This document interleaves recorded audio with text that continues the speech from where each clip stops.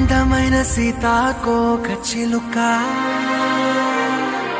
రంగులన్నీ తేవే రామ చిలుక చుట్టుపక్క రాజ్యం నీది గనక రెక్క విప్పి రావే బిడియ మనక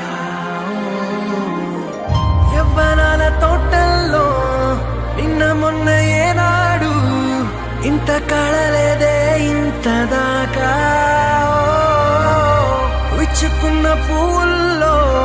కుప్పుమంటూ ఈనాడు